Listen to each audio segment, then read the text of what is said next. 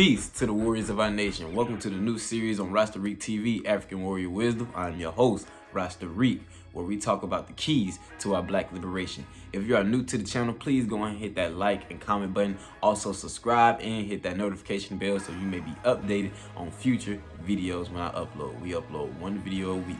And without further ado, let's go ahead and get into today's topic. All right, y'all. So what we're going to get into today, as you can see by the title, is going to be the 3 keys to building our black nation. These 3 keys are something that I also wrote with my book. For ones and ones who do not know, I am an African warrior philosopher. I have self-published my own book, African Warrior Wisdom, Martial Arts Philosophy from the African Mind, Volume 1. Volume 2 is underway. It is getting ready to release within February, so be on notifications for that. The topics that I list here are things that I've already written within my own philosophy, and some of these are also within the contents of my first book. And when my second book drops, you'll see other things as well that also go hand in hand with these. So I'm gonna break this video up into 3 segments, and we're gonna start off with the first segment, which is we need to sit down and build a village-like mentality. So without further ado, let's go ahead and get into that. The first thing to understand, and also just so I can clarify, I'm looking down at the notebook, I wrote everything down. But the first thing that we need to clarify is that with the village-like mentality, we have to understand that if one of us is hurting, all of us are hurting. We are not individuals in this situation. Yes, we have to work on ourselves individually to build a nation, but in the sense, in the nation that we are currently in, quote unquote America, we are all hurting in a way. And if we want to thrive as a nation and as a people, then we have to make sure that we are lifting the majority of our people.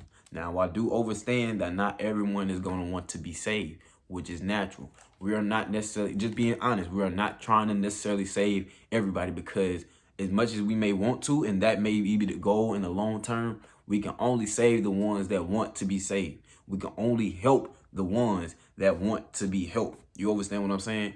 If we spend too much time on the ones that is willing to be ignorant on their own, they are willingly choosing to be ignorant out of convenience for the system, or out of just convenience to be dependent and not have to rely on them own selves. We cannot spend too much time and energy on them. And right now in our beginning stages, we cannot spend too much time on them. We have to focus on the ones that are willing to be helped and start with that first. Because truthfully enough, if we start with those first that are willing to be helped, it will make the progress easier into getting the ones that want to stay willing and ignorant, because then they have no choice but to identify that we have a solution, and then they will too seek help. So we're not completely leaving them, but we have to focus on the ones that's already seeking that salvation for themselves first.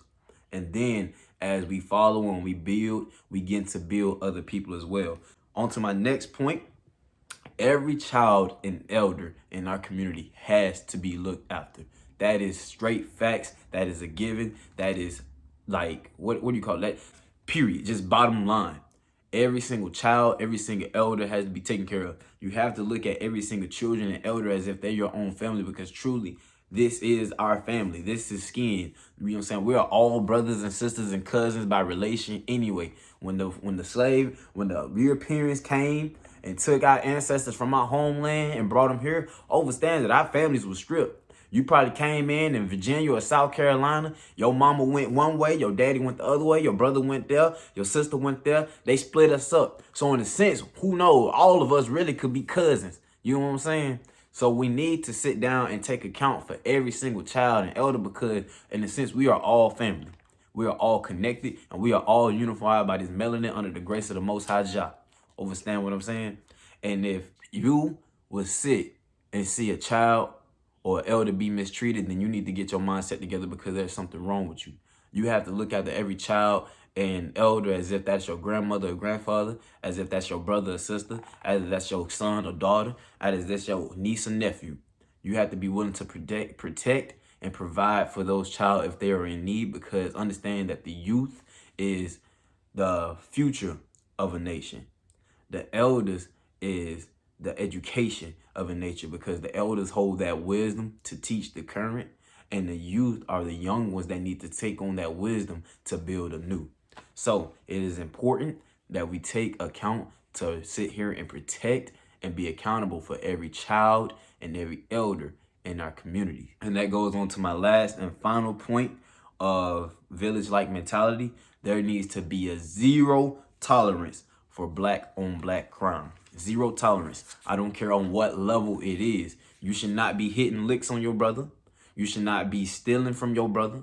You should not be killing your brother, let alone that. You should not be doing any sort of legal or negative activity from your brother, because why are you stealing from your brother when these other nationalities are already stealing from us?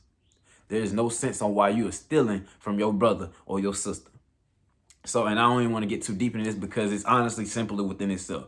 So we need to sit down and focus on those three things as far as when it comes to a village-like mentality. We need to focus on that if one of us is hurting, all of us are hurting. We cannot thrive if everyone else is thriving. So we have to make sure that we getting everybody on the same frequency, on the same accord. Secondly, we got to make sure, like I said, we got to keep account for every child and every elder in the community. Every single one is looked after. And third, zero tolerance for black on black crime. We need to start policing ourselves. We have to keep ourselves accountable for every single measure, because ain't nobody else going to keep us accountable.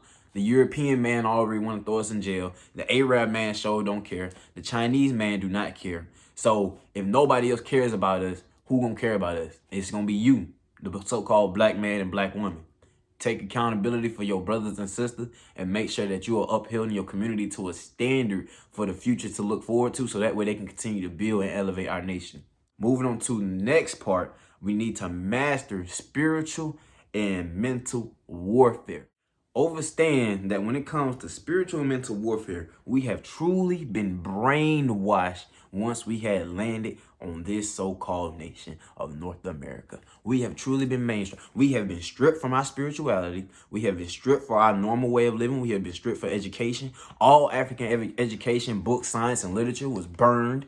So we don't even truly know our own language. We are speaking English, which is not our language. Why you think it's very hard for us to express ourselves? We cuss a lot. We be like, damn, that motherfucker was big. You know what I'm saying? We don't really have the words to express ourselves because this is not our true language. You get what I'm saying?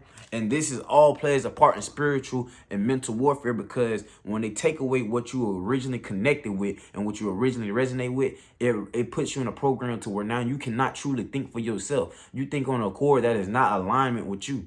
It's Yaki said all the time, it's like a polar bear, or you know what I'm saying, or gorilla being taught by a polar bear. That don't make sense. A polar bear is in the Arctic land. Why would a polar bear be teaching a gorilla? A gorilla would not know anything to do in the Arctic land. That gorilla is supposed to be in the jungle. That gorilla is supposed to be in this thriver in the bush. You understand what I'm saying? That is his spiritual connection. Us as melanated people, as African people and African warriors, this is not our land. What they teach us is not in homeostasis to us. It is not according to our own spirituality. It's not according to our own mental aptitude as well.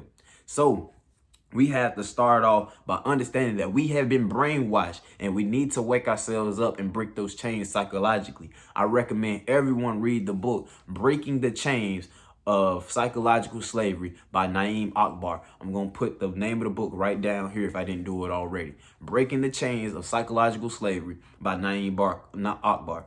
Also read the book Know Thyself by Naeem Akbar as well. Those two books are going to help you awaken your mind and really break those psychological chains that have been placed on you by our so-called oppressors.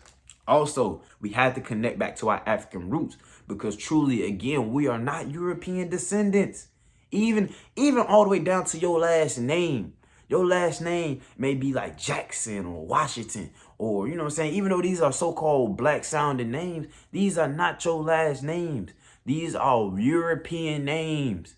Why are you having a connection to a Europe? And also understand that these names, the slaves only took, not slaves, I don't even want to say that. Understand that our enslaved African ancestors only took on the name of the European oppressors and slave masters because it showed ownership and property of that. You are not no European property. You have no connection to no European name at all. So why can you really truly say that that is your name, and you are connected to your roots and you holding on to that? You understand what I'm saying? That is not who you are. You are an African guy. You are an African queen, king, goddess. You are all these things. You are a true African warrior. And once you can tap back into your African roots and find thyself, you can begin to start elevating and walking in a different way where people will have to respect you for who you are. Because as Dr. Umar say, you are unapologetically African. You understand what I'm saying? I encourage everyone to also get an African ancestry test as well. Go find out where your lineage come from. Though y'all might see this flag and think, I'm Ethiopian. I'm actually not, but all praises to the Rastafari and Haile Selassie, most definitely. But I track my lineage for myself because I wanted that sense of identity. And one thing I found out that my maternal lineage is actually Cameroonian. And I come from several tribes being Tikal, Hosa, and Fulani. And I actually see a lot of Fulani ancestry within my facial features and just how I go about my own life. I looked at the Fulani culture, and that's actually what I resonate with the most. It's just really important that we connect to those African roots and find that sense of self. And lastly, for mastering spiritual and mental warfare is right here. Mastering the power of the mind. Understanding that the subconscious mind is the most powerful tool within this vessel. And it is important that you feed your mind with the right appropriate things that aligns to your African identity, because then it's going to give your conscious mind the right thought and how to navigate in this world and reality. So you need to sit down and take all of these things to account. Understand that you have been brainwashed. You need to unlearn to be able to relearn. You need to connect to your African roots and find thyself. And you need to take in the power of the mind. And that goes on to my last subject, because none of this will be possible if you don't do this. And that is learning to self-submit and understanding submissive learning. Let's get into it. So when I say submissive learning, it's kind of how I said a few while ago that sometimes you have people in this world that are willingly ignorant. And when I say willing ignorant, that means they know better. They just choose not to do better, which is the problem. And you also have people in this world that lead with their ego and their pride, And when you lead with ego and pride, it keeps you from learning new things. And that is a very huge problem, because if you cannot learn to set aside your ego and pride, you will forever be a fool. Truly. Hear me out now.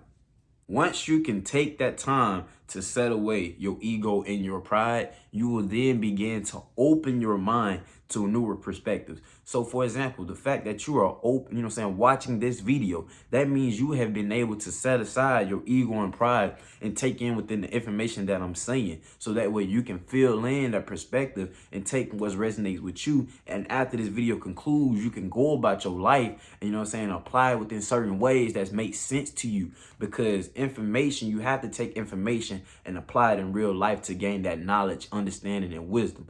Understand what I'm saying? That's where submissive learning comes in. And also, to really truly master self-submission and submissive learning, you have to realize that you have to unlearn to be able to relearn. Again, we do not know our true science, history, and culture. We have been taught by a people that is not us. So we have to truly go back and unlearn everything that we learned from the past 20, 22 years, however old you are, until you reach that certain level of consciousness. You got to unlearn quote unquote religion, because religion got to shackle it all down in chains. So you got to unlearn religion. You got to unlearn the way we be eating, because they not truly teach you how to eat.